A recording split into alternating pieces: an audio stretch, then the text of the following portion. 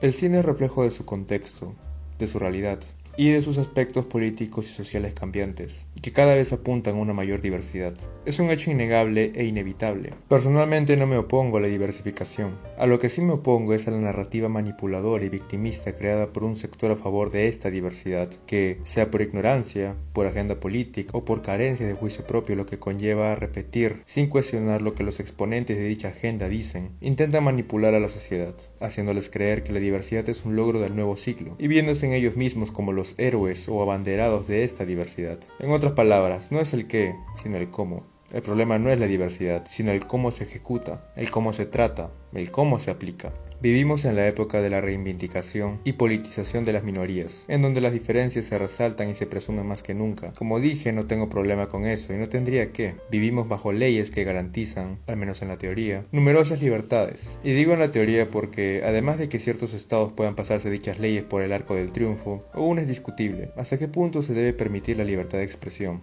¿Debería o no tener límites? Y en todo caso, ¿quién propone dichos límites? Cualquier respuesta a esa pregunta se verá involucrada consciente o inconscientemente en lo político. Y es que hoy en día todo es política. O bueno, quizás siempre lo fue. Todo tema está politizado y, con las redes sociales, es mucho más visible y hostigante que nunca. La comunidad LGTB, el movimiento feminista, el tema del aborto, por mencionar algunos ejemplos, para sorpresa de nadie, son apegadas al espectro de la izquierda política. Lo que es un hecho es la influencia y la representación masiva que dichos grupos tienen. Y sí, son minorías, pero cuyas acciones tienen gran resonancia. Influencian a empresas o corporaciones que, más por beneficio económico o reputacional que por un verdadero compromiso con el cliente, ya depende de cada uno en qué creer, se hacen ver como inclusivas, socialmente responsables y políticamente correctas al apoyar estas causas y movimientos sociales de manera cuestionable y por un lapso de tiempo específico, mientras a la par, el resto del año o una vez ya lanzado su producto, demuestran su doble moral. Y así llegamos al caso de Disney. Creo que para nadie es sorpresa la calidad mediocre de sus live actions. Producciones en respuesta a una falta de creatividad y unas ansias corporativas cada vez más crecientes de rentabilidad y que, al igual que las producciones de Marvel, estudio también de su propiedad al igual que Lucasfilms, entre otros, acostumbraron, o mejor dicho, malacostumbraron, a que sus recaudaciones en taquilla debían bordar los 1.000 millones. Pero como diría un famoso cantante, todo tiene su final y nada dura para siempre. Salvo quizá un par de excepciones frescas y con un valor diferencial artístico y narrativo como lo es a mi consideración la cinta de Alicia del 2010, dirigida por el maestro Tim Burton, el resto de producciones pasaron sin pena ni gloria artísticamente hablando y sintiéndose cada vez más hechas en modo automático, asegurándose una más que decente taquilla, eso sí. Pero si se quiere contemplar una obra con esencia artística y mágica, a la larga siempre se volverá a las versiones originales y responsables del posicionamiento de Disney en el imaginario colectivo. Al día de hoy no logro entender ni comprender cómo una producción como El Rey León del 2019, que cumple con todos los requisitos negativos ya mencionados, logró amasar más de 1.500 millones de dólares en taquilla. A mi consideración es el ejemplo más eximio de los peores live actions y producciones más genéricas y olvidables que haya hecho Disney en toda su trayectoria. Supongo que la respuesta es simple: la nostalgia es poderosa.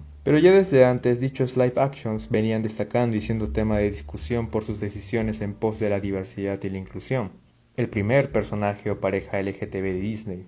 ¿Recuerdan esos titulares? ¿Y desde cuándo lo llevan escuchando? El primer recuerdo consciente y nítido de mi memoria sobre eso es el personaje de LeFou de La Bella y la Bestia, del 2017, con titulares como este. Titulares que se convirtieron casi en un patrón con cada nueva producción bajo su mando. Un patrón constante, desgastado e hipócrita, tratando de mostrarse superficialmente como un estudio actual, renovado, acorde a los tiempos modernos, mientras hacía lo posible por mantener valores familiares o conservadores. Pero este juego de servir a dos señores y a complacer a todas las audiencias no engañaba a nadie, y tarde o temprano les saldría mal.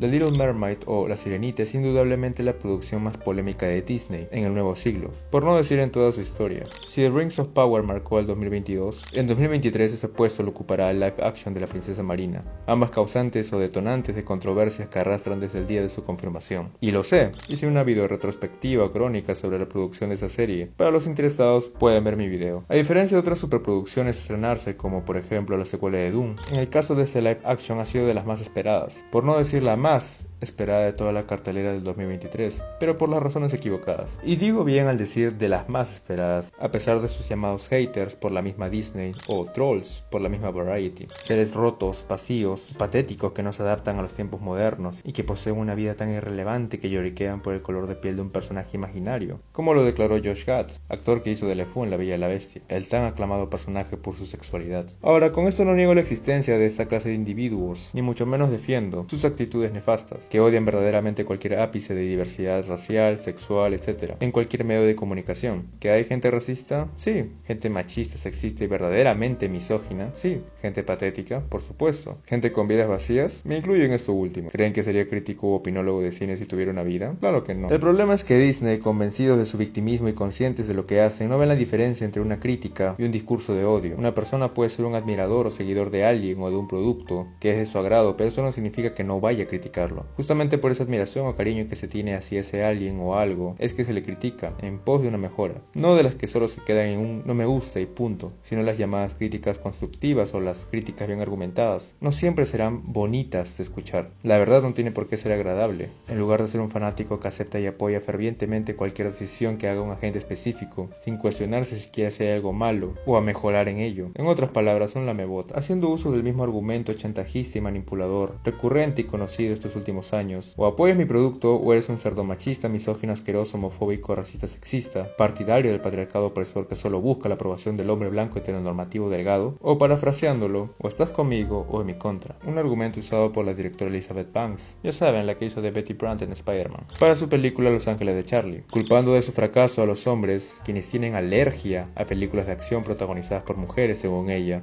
pese a que un principio dijo que su película estaba destinada a mujeres, que Wonder Woman y Capitana Vendehumo son para el género masculino y por eso no fallaron, a pesar de estar dirigidas por mujeres, y que estamos obligados a ver películas dirigidas por mujeres por ese mismo hecho, no porque la historia posea una calidad narrativa buena o decente o un gran desarrollo y complejidad de personajes, sino porque está filmada por mujeres. My real plea is for men to have enough empathy to go see movies starring women, because I've been asked to go see movies starring men my entire life, and happily have done so, and I don't know why men don't return the fucking favor. Usada por Viola Davis para La Mujer Rey, declarando que si no ves esta película, pues apoyas la narrativa de que las mujeres negras no pueden liderar la taquilla mundial. A machine called Hollywood is interested in green. So if you don't come see it, then you're sending a message that black women cannot lead the box office globally. That you are supporting that narrative. And if you want to normalize it, come see it the same way you would Black Panther, Iron Man, Spider-Man, or any other movie that doesn't have any of us in it. A pesar de que en esa película se haga una clara tergiversación de la historia y un revisionismo mentiroso, haciendo ver a su personaje y a su reino como los héroes de la historia cuando en realidad eran esclavistas de su propia gente, de reinos enemigos sí, pero también gente negra, y cuya economía dependía de ellos, comercializando sus esclavos a los europeos, y no fue hasta la intervención británica que pararon dichas prácticas. Usado también por J. A. Bayona, quien declaró que Tolkien siempre defendió la inclusión y que los puristas de Tolkien son totalmente racistas y misóginos, y que le importaba un rábano lo que opinaran. A lo cual habría que preguntarle, según él, ¿qué es un purista? ¿A quiénes considera puristas? ¿Los que pidieron fidelidad a la historia de los personajes de la Tierra Media y esperaban un respeto a las descripciones de los personajes, de los sucesos, de la historia, sobre todo cuando la serie fue promocionada por los showrunners como una adaptación fiel y basada en los libros de Tolkien, en lugar de lo que siempre fue, una reimaginación o, como prefiero llamarlo, una vaga inspiración con un par de referencias, adaptada a los tiempos modernos, con elfos negros, latinos y asiáticos, totalmente inventados y multiculturales? ¿Para quién supuestamente iba dirigido este producto? ¿Para los fans de los libros a quienes tildaron de racistas, haters y trolls? Por supuesto que no. ¿Para los fans de las películas? En ese caso no hubieran ignorado al mismísimo Peter Jackson, director de la trilogía original, quien estuvo dispuesto a ayudar con los guiones, para tener su propia serie de fantasía y el nuevo Juego de Tronos. Bueno, no les resultó. ¿Por qué gastar millones en los derechos de un compendio que no se prestaba para una serie épica como Juego de Tronos, que es lo que estaban emulando? ¿Por qué no crear su propia historia de género fantástico, en lugar de tergiversarla y modernizarla sabiendo que los fanáticos y seguidores de los libros, tu mercado potencial, no aceptará dichos cambios. La serie más cara de la historia terminó siendo un fracaso absoluto, a pesar de las artimañas de Amazon para ocultarlo, y en donde priorizaron la diversidad y, al parecer, el mormonismo por sobre el contenido. Ya profundizaré en esto en una segunda parte, porque vaya que todo lo que acarrea esta serie posterior a su estreno es increíble.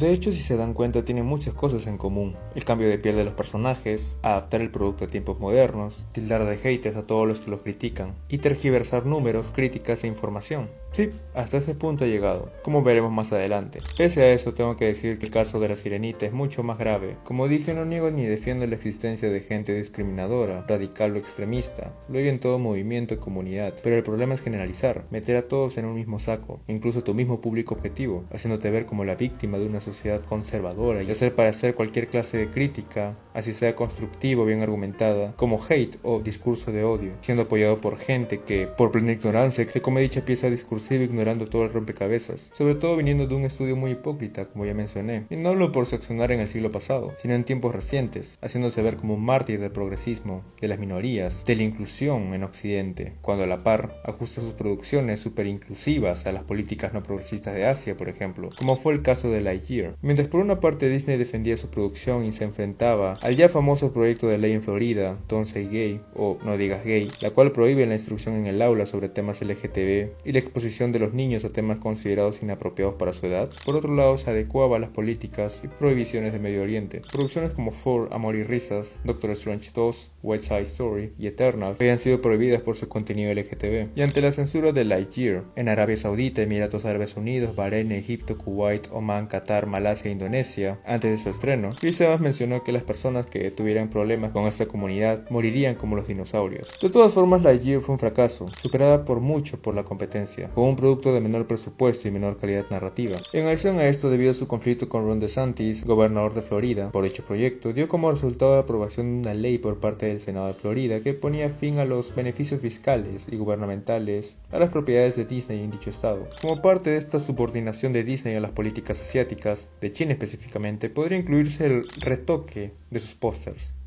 Quizás sea muy difícil notarlo, pero haga un esfuerzo. ¿Podría considerarse esto racismo? Medios prestigiosos y similares a Variety tildan y denuncian el racismo de los haters o de los trolls. Pero cuando se trata de denunciar o de recordar, como es el caso de Variety que expusieron ese hecho anteriormente, como pueden ver, es acción hipócrita cuando Disney pone una vez más sobre la mesa el tema de la inclusión. Acción hipócrita que se sigue aplicando y se seguirá aplicando. Al parecer tienen amnesia y lo más apropiado es seguirles la corriente. ¿Por qué creen?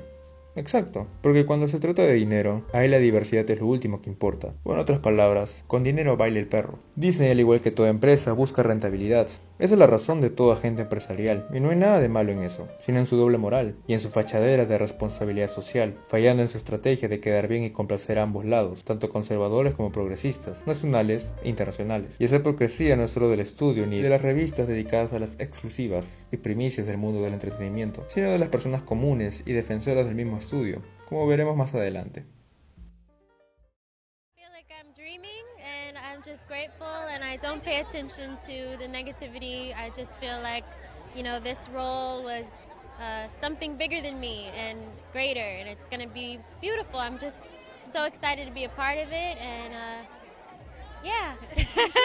El 2019 fue el año más saturado de live actions de Disney en su historia. Diría que fue el más eximio en rentabilidad si solo nos fijamos en Aladdin y el Rey León. Ignoramos el fracaso de Dumbo y Maléfica 2, la cual, si bien no fue un fracaso, era obvio que, como cualquier secuela, se esperaba mejores números. Y La Dama y el Vagabundo, de la cual no hay registro de rendimiento. Con una inversión total de 900 millones y una taquilla de 3.557, ignorando que la mitad de los ingresos aproximadamente se lo lleva a los cines, o sea, casi 1.800, pues sí, sería una afirmación muy soberbia. Ese mismo año, en medio de tanta saturación de producciones vacías y cargadas de nostalgia, se le confirmaba a Hailey Bailey como la responsable de interpretar a Ariel en la pantalla grande, selecta tras una extensa búsqueda por su talento intrínseco o, en palabras del director Rob Marshall, espíritu, corazón, juventud, inocencia, sustancia. además de una gloriosa voz para cantar. Declaraciones las cuales ya causaban duda respecto a su honestidad. Ya algunos insiders habían manifestado en su momento favoritismo por la actriz desde un inicio, y tras todos los trapitos sucios ya mencionados sobre el estudio, no es difícil de creer. Y eso se refuerza en un artículo posterior de Variety, en donde se menciona que el director conocía a Bailey de antemano, y quedó cautivado por su talentosa voz, y le pidió audicionar y quedó convencido, lo que corrobora prioridad desde un inicio, lo cual no sería mal, si no se vendiera la narrativa de una búsqueda exhaustiva. En dicha película, además de Marshall como realizador, estaría involucrado David McGee como guionista, Dion Beebe, Alan Menken, compositor original de la versión animada, colaborando con Lin-Manuel Miranda, con ya una larga trayectoria en Hollywood y conocido por trabajos recientes en Hamilton, Encanto, Tic Tic Boom, entre otros, y de cuyo elenco resaltan nombres como el de Javier Bardem, Melissa McCarthy y Jacob Tremblay. Era esperable y entendible una reacción opositora a esta reimaginación, lo cual posee el mismo nivel de fidelidad a la obra literaria que Los Anillos de Poder le tuvo a los libros de Tolkien,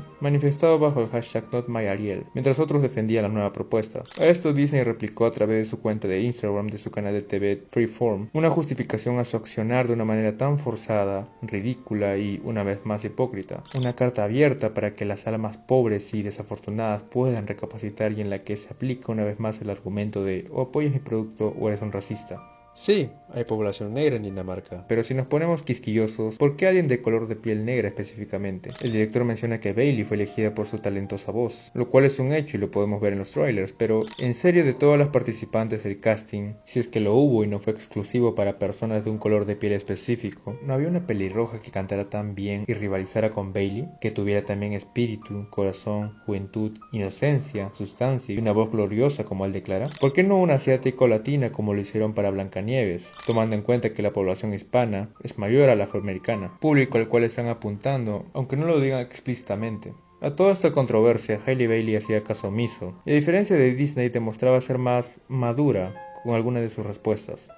Algunas, como el hecho de que su participación no sería del agrado de todos, u otras comprensibles en cierto modo, como el querer lograr un efecto positivo en tu público. Creo que toda persona, sea cual sea su proyecto de vida, busca ser una inspiración o un ejemplar, así sea en un grado mínimo. No obstante, conforme investigaba, sus declaraciones, además de no ser sorpresa que caiga en la redundancia narrativa progresista actual de Hollywood, como que esta cinta sería revolucionaria y un hito para la representación negra, ignorando claramente proyectos anteriores que pusieron la primera piedra muchos años antes que esta, a no ser que crea que este caso es especial porque es una princesa Disney, bueno, supongo que eso se verá en la taquilla, provenían de una malinterpretación o tergiversación del producto original, en la que, según Hailey, Ariel dejaba el mar por un hombre, cuando ya desde el inicio de la versión animada se dejaba en claro el deseo de Ariel por subir y saber más de la superficie. No fue únicamente por el príncipe. Declaraciones que eran encarnadas por una clara visión feminista, aunque no se explícita con el término porque sería repelente para ese sector conservador y supremacista, que no llevarían a sus hijos a verla. Las producciones de Disney y de estudios bajo su dominio en esta nueva década han seguido esa ruta. ¿Por qué esta sería la excepción? Una versión adaptada a nuestro contexto, ratificada por el mismo Menken, quien adaptó sus clásicas composiciones como la de Kiss the Girl para evitar malinterpretaciones de forzamiento. Además de mencionar que una live action de Pocahontas sería difícil de ver por ser ofensiva. A esa lista yo sumaría a Tarzán, a quien jamás aplicarían un cambio de color de piel, porque harían ver a alguien de color como un mono. Y no es difícil inferir esto, además de que Disney ha decidido abandonar toda pizca de originalidad y credibilidad y abrazar la flojera y mediocridad con todas sus fuerzas. Si tomamos en cuenta la lista de sus futuras producciones: Blancanieves, Lilo y Stitch, secuelas de Aladdin, del Libro de la Selva, de Cruella, de Rey León, El Jorobado, Bambi, Hércules, Robin Hood, Moana, Tinkerbell, entre otros, pero ninguna de Tarzán. Y pica mi curiosidad el hecho de que Hailey mencione que Disney se está actualizando, cuando ya hemos visto que no, simplemente se vende el mejor postor, y a las doctrinas y movimientos políticos de moda en pos de una imagen pulcra y responsable socialmente, a pesar de que no se traduzcan en buenos números que podrían invertir en mejores guionistas e historias originales y destinados a personajes no blancos, en lugar de simplemente ser reemplazos, suplentes, sustitutos de personajes blancos y existentes. Pero eso sería muy difícil. Simplemente hagamos copy-paste y cambiemos el tono de piel. La venderemos como inclusiva, la nostalgia era el resto y listo. Ganamos buena reputación y recaudación. ¿En serio eso le alegra y no le parece racista en lo más mínimo? Quiero creer que no lo dice, o que dice lo que dice por ser la oportunidad de su vida. Siguiendo con sus declaraciones, también resultaban contradictorias, diciendo por un lado que la Ariel original era inspiradora para ella, que fue la razón por la que aprendió a nadar y por la que quería ser una sirena. Little Mermaid live action or the original? Oh my gosh, The animated version has always been so special to me since I was so small. I mean, it's the reason I would swim. I would be in the pool feeling like I am the animated version of her. Mientras por otro lado menciona que ver una sirena negra hubiera cambiado su confianza y su fe en ella misma. A esto también podríamos inferir que el estudio se dio cuenta de lo perjudicial de esas declaraciones para el valor diferencial de su producto y la convencieron de aplicar la narrativa feminista y victimista. Quisiera creer que sus declaraciones son totalmente honestas, pero que me recuerda más a las declaraciones de Ismael Cruz Córdoba, diciendo que quería ser un elfo desde que vio El Señor de los Anillos, a los 14 años, y que lo discriminaban por eso. Una edad ya muy mayor para ese tipo de sueños, ¿no creen? Y de la actriz Sofía Numbet. This is the first time that we see a woman, and the first time that we see a black woman in this area and this world and these works of Tolkien. You know, this is necessary. This is a revolutionary moment for cinematic and television. Tenoch Huerta en Wakanda Forever. It's important for many people, especially kids in Latin America. They feel represented. O Salma Hayek para The Eternals. Cuando me lo puse, me solté a llorar. Vi mi cara morena. Vi mi cara de niña, vi la cara de todas las niñas. Íbamos todos los latinos juntos que hemos esperado tanto este momento. Ay, qué ridículo. Vi la cara morena de la Virgen de Guadalupe. No, es que no se me vino todo encima. Y por lo que todas las niñas y algunos niños sienten en sentirse representados, en ser representados, en ver en espejo que uno puede ser un superhéroe. En donde se prioriza intencionalmente el tema racial, que a estas alturas ya parece ser una respuesta dogmática e infaltable de todo actor no blanco. Declaraciones que ya no sorprenden a nadie y que manifiestan y poseen una esencia de egocentrismo y de superioridad moral, acompañado de un activismo performativo o de papel por parte de los actores durante el lapso de tiempo en que promocionan su película o su serie. ¿Cuántas veces no han escuchado que esta película es necesaria hoy en día? Porque por primera vez en la historia tiene una protagonista negra, lesbiana, latina, feminista, como lo manifestó Jennifer Lawrence, por ejemplo, alucinando que su personaje era la primera mujer heroína de la historia. I remember when I was doing Hunger Games, nobody had ever put a woman in the lead of an action movie because it wouldn't work. We were told.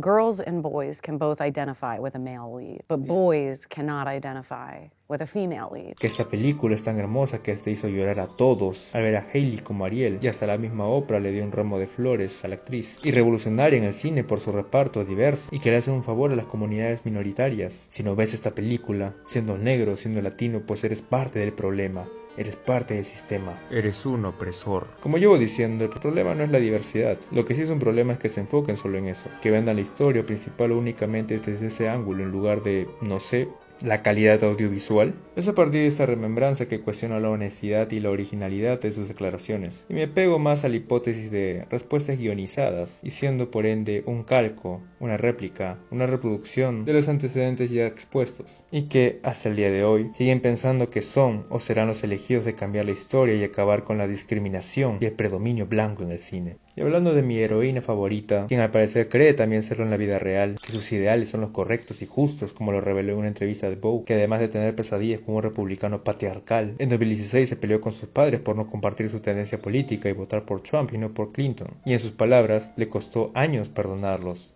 Ella a ellos. ¿Notan aquí también esa superioridad moral? Además de sermonear a los cobardes ciudadanos estadounidenses de ser apolíticos, que por nacer en dicho país estaban obligados a ser políticos. Ojo, pero políticos pro izquierda, pro demócrata, porque si eres de derechas o republicano, pues Dios te salve de la ira y la indiferencia de la primera heroína de la historia. Hey Trump, fuck you.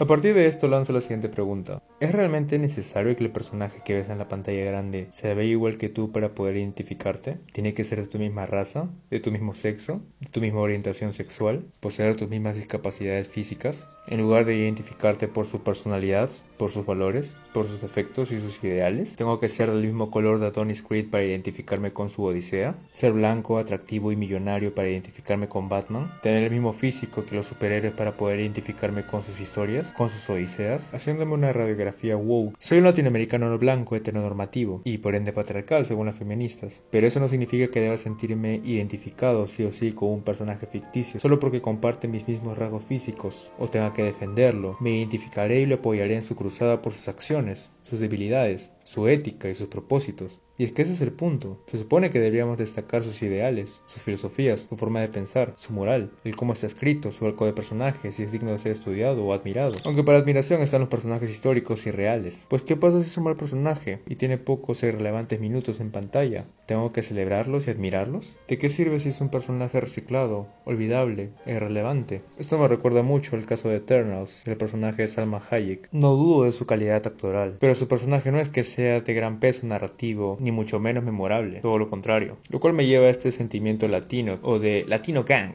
que está muy de moda hoy en día, y que para un sector de los latinoamericanos parece ser el factor que los define. Le quiero decir, mira, yo no soy político, yo soy músico, pero más que nada soy latino. Cuando en realidad es una parte de, lo cual me lleva también a otros problemas, el hecho de que ciertos papeles sean exclusivos para sus pares en la vida real, de que el actor o la actriz debe compartir los mismos rasgos que sus personajes ficticios, el argumento o el hecho de separar dichos roles para ciertos grupos específicos, ¿no les parece racista ni discriminador en lo absoluto? El 9 de septiembre del 2022, tras años de controversia, se estrenó el primer avance oficial, el cual es el teaser o avance con más dislikes de la historia, superando con diferencia el de Los Anillos de Poder. Un teaser normalito, no poseía nada revelador más que el talento musical de Bailey y el filtro casi snyderiano en todo el avance. El segundo teaser, estrenado el 15 de febrero de 2023, en donde hubo un vistazo a Úrsula y algunas escenas aún por terminar, y finalmente el trailer oficial estrenado el 12 de marzo, coincidentemente durante los premios Oscar, en donde, si viste lo realizado en Aquaman y lo logrado por Cameron en la secuela de Avatar, notarás mucho más aún lo vacío, lo artificial, lo falso que luce todo, los supuestos personajes marinos flotando, siendo delatados por sus cabelleras reales, el diseño de algunos personajes, rayando en lo cómico, al punto de preguntarme en qué se gastaron verdaderamente los 250 millones de dólares de presupuesto, y a nivel macro, a nivel estructural, en qué va toda la inversión de sus producciones. Queda claro que a los VFX no, ni mucho menos a los guionistas, entonces... Una vez más hicieron conocer sus posturas tanto defensores, entre ellos el mencionado Josh Gad, defendiendo la narrativa victimista, como los críticos, aplicando la misma estrategia troll, que sí lo es, que en los avances de Los Anillos de Poder, Peter y Wendy, entre otros. Incluso el mismo novio de Hailey, Didi Gio como se mencione, declaró y confirmó en una entrevista lo obvio. La gente no está atacando a la actriz, sino la decisión de cambiar el color de piel del personaje. Is she letting any of this bullshit hate get to her? Nah. She's laughing it off. It's kind of crazy. They be going a little too hard. But I feel like the people was more attacking the character rather than her personally. You know what I'm saying? I feel like it's like caught in the crossfire because she's playing the character. Right. Declaraciones seguidas de que Martin Luther King ya había acabado con el racismo. Yeah, I didn't know people was this racist. I didn't know this was. Neither did I, dude. I thought this shit was gone already. I thought that shit was gone. I thought Martin Luther King canceled that shit out. Y por lo cual fue muy criticado. Críticas más que entendibles, o sea, hay que ser muy optimista, por decirlo elegantemente, para negar dicha problemática o creer que dejó de existir. A pocos días de su estreno, por milésima vez, causó controversia por una penosa, incómoda y vergonzosa entrevista que le hicieron a la actriz en un programa mexicano. De esas situaciones en las que crees decir algo basado y digno de ser retuiteado y ser pegado en la pared como frases motivacionales o inspiradoras, pero terminas causando el efecto contrario. O siendo más específico, cuando intentas parecer un antirracista, pero terminas siendo la persona más racista posible. Hablando de la película, ayer tuve la suerte de verla. Nadie de los que estábamos en esa sala ayer estábamos viendo el color de tu piel. Todos estábamos perdidos en tus ojos. ¿A qué me recuerda esta situación? Ah, sí. If you kick every Latino out of this country, then who is going to be cleaning your toilet, Donald Trump? Oh, that's no. In the sense that, you know what I mean? Like, but I'm saying that there's more jobs. Y también por un tweet del actor de Aladdin por minimizar el live action al compararla con la suya, llevándolo a desactivar su perfil de Twitter por una obvia y esperable reacción. ¿Recuerdan que mencioné la hipocresía por parte de los fanáticos de Disney? Pues son esas mismas personas que creyeron y profesaron esa narrativa victimista de Disney, de que cualquiera que criticase la cinta por el cambio de color de piel pues era un racista, hater, troll lleno de odio. Los mismos que han atacado y spameado a la actriz Sydney Elizabeth Agudón por ser demasiado blanca para interpretar al personaje de Nani en el live action de Lilo y Stitch, lo que refuerza la hipocresía por parte de este sector abanderado de la inclusión y de la representación, viendo la persona blanca, ahora tanto hombre como mujer, o cuyo fenotipo sea cercano al blanco, como una hoja en blanco, en donde ellos son libres de hacer lo que quieran, como dar riendas sueltas a sus políticas de identidad, porque según ellos y el hecho de ser blanco te hace más privilegiado que otros y por eso deberías sentir culpa y vergüenza vergüenza por dichos privilegios con los cuales obviamente tú escogiste nacer. Y también decir lo que quieran, como que el racismo inverso no existe. Aunque en eso sí concuerdo con ellos. No existe el llamado racismo inverso, porque el discriminar a la gente blanca por esa razón es tan racista como una persona blanca discriminando a un no blanco por su color de piel. El racismo es multidireccional, puede provenir de donde sea y de quien sea. Y para probarlo, un simple ejercicio de ética kantiana. ¿Qué pasaría si esta situación fuera al revés? Si este tipo de comentarios lo hiciera una persona blanca, ¿creen que no sería linchado virtualmente o cancelado por estas personas disque pro diversidad, tolerancia e inclusión? ¿Por qué entonces estarían bien esas declaraciones? La fecha de estreno llegó, y The Little Mermaid resultó ser, vaya sorpresa, un copy-paste del original, pero sin valor diferencial, un producto genérico, vacío y probablemente el más grande fracaso de Disney en el 2023. Aún faltan producciones suyas a estrenarse. ¿Serán capaces de apoderarse de ese título? Una producción que, de feminista, solo tiene un cambio narrativo. Es ella quien le da la estocada final a la villana. En lugar de ser el príncipe como en la versión animada, es el único esbozo de agencia, de autoridad, de empoderamiento femenino o feminista. Si bien, al igual que la original y contradiciendo a la misma actriz, la protagonista ya tenía deseos de salir a la superficie desde antes de conocer al príncipe, pues con sus declaraciones de modernidad narrativa se esperaría algo distinto, más original, más creativo, más diferencial, más significativo, más feminista, no lo sé. Con toda esta moda del body positive y de villanizar al hombre blanco heteropatriarcal, me esperaba que Úrsula se volviera buena y Eric fuera el villano. Dicho cambio, y la película en general no sería de mi agrado, pero al menos reconocería la decisión valiente de Disney. Pero ni eso, papus, ni eso. Decidieron quedarse en el status quo conservador y vender la parafernalia redentora y emancipadora, o, en palabras de la crítica Sarah Stewart, una historia de diversidad pero subordinada al inmutable patriarcado, además de considerarlo un producto adusto, con filtro snyderiano para camuflar los VFX hasta donde pudieron, demasiado largo, con lo cual concuerdo, o sea, 2 horas para el supuesto público objetivo, porque si hablamos de los que crecieron con la sirenita de los 90, pues ya les mostré cuál es su postura, y asquerosamente sexista, una producción que no motiva ni se presta para un análisis extenso. Lo rescatable, lo llamativo o lo creativo de esta cinta es un plagio de la original, salvo que en la original hay más vida, al ser una animación hay más detalle, en los colores, en las burbujas, en los ambientes, las cuales sí poseen una construcción espacial, memorizable y reconocible, y en los personajes, en sus cabellos bajo el agua, en sus movimientos y en sus expresiones. El primer ejemplo que se me viene a la mente y que refleja la distancia de calidad entre ambas es la secuencia de la destrucción de la guarida de Ariel. Cuando el tritón destruye todo, pese a mantenerse firme, se nota en su rostro cierto dolor o cierta culpa por lo que hizo. Destruyó los sueños de su hija. Pero en el live action no. Javier Bardem es un actorazo y lo ha demostrado múltiples veces. Así que quiero creer que fue un error de dirección de actores, porque si eso fue intencional, hace mucho menos empatizable el personaje paternal. Son pequeños detalles, pero que hacen que entendamos y conectemos con la versión del 89 y no con la del 2023. Y eso es un problema también a nivel macro. Ningún personaje es empatizable. Como dije, es un calco de la original, solo que con una protagonista de un color de piel distinto. Así, y alargada innecesariamente. Una producción que, pese a todo eso, ha hecho llorar aparentemente a todos sus espectadores, pese a ser actualmente un fracaso en taquilla y en crítica. Aunque los medios y un sector pro diversidad intenten vender una narrativa distinta y manipular la realidad, y que por milésima vez tilden de racistas, por ejemplo el mercado chino, por no apoyar la sirenita, pese a todos los esfuerzos de Disney. Esto lleva a preguntarme cuántas veces más usarán ese argumento o excusa quemada ya a estas alturas, contra cuántos más lo usarán o lo aplicarán. ¿Dónde está el apoyo de ese supuesto público objetivo? ¿O es que acaso todo esto fue armado y siempre fueron videos promocionales y pagados? The Little Mermaid o La Sirenita era la crónica de un naufragio anunciado, predecible y esperado. Todos los productos que se vendieron como inclusivos y diversos no cumplieron con las expectativas, por decirlo elegantemente, de sus estudios, quienes atacaron a un sector del público fanático de las versiones originales o de las versiones en que se basaban, tildándolos de racistas, sexistas, misóginos, bueno, eso se ve en la oración completa. ¿Por qué sería la excepción este filme vacío, flojo, genérico audiovisualmente hablando, y que pasará al club de las infames producciones ya históricas más por la bulla o la polémica que causaron, en lugar de su calidad audiovisual y valor diferencial? Como dije, el problema no es la diversidad, sino el cómo se aplica, si se le prioriza en la narrativa y en la promoción más que a la trama, lo que lleva a un rechazo de la audiencia mayoritaria, quienes ya están acostumbrados y exhaustos de esta cucharita forzada de sopa política. Y como evidencia está la taquilla de esas producciones inclusivas, de personajes empoderados, diversos, modernos y antipatriarcales. Ya es un patrón, al igual que los live actions genéricos de Disney, y la absurda defensa de si no ves mi producto pues eres X, Y o Z cosa de persona,